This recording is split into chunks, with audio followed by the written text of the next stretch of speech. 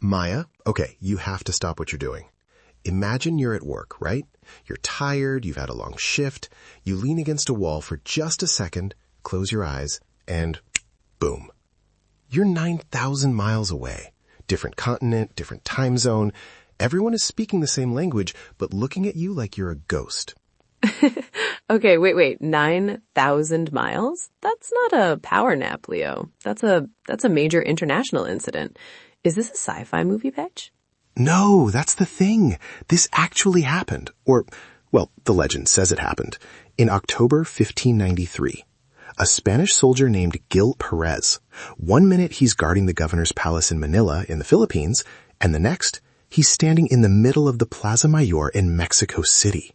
Wait, really? 1593? Leo, back then crossing the Pacific took what, months? Exactly. Like 6 months on a wooden galleon if the winds were being nice to you. But this guy? He basically skipped the commute.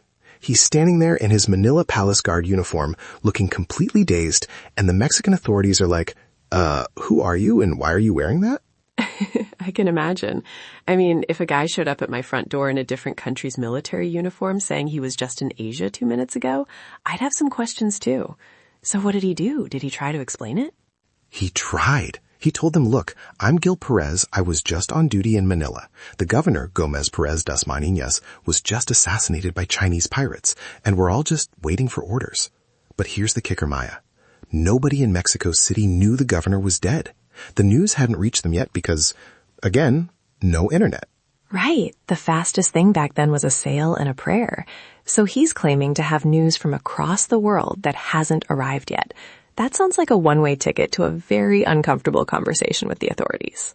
Oh, it was worse than a conversation. They threw him in jail. They charged him with being a deserter, and get this, a servant of the devil. Because obviously, how else do you travel across the ocean in a blink?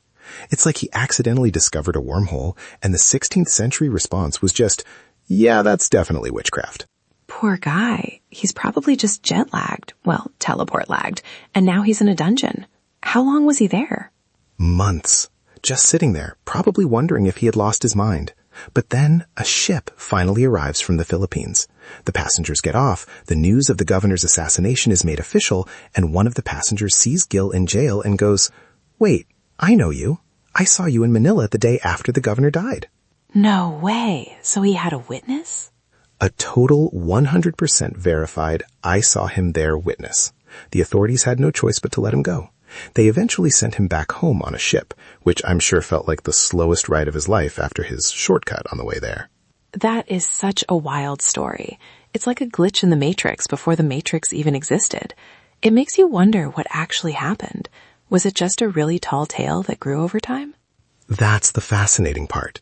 Folklorists like Thomas Janvier tracked it back. It started appearing in records in the late 1600s.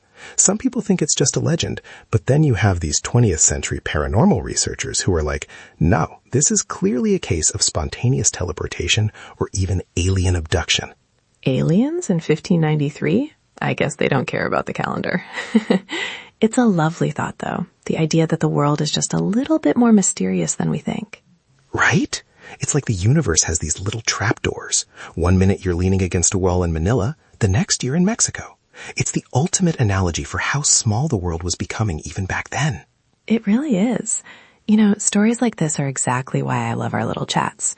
If you're listening and you love these glitch in history moments as much as we do, you should definitely join the loop.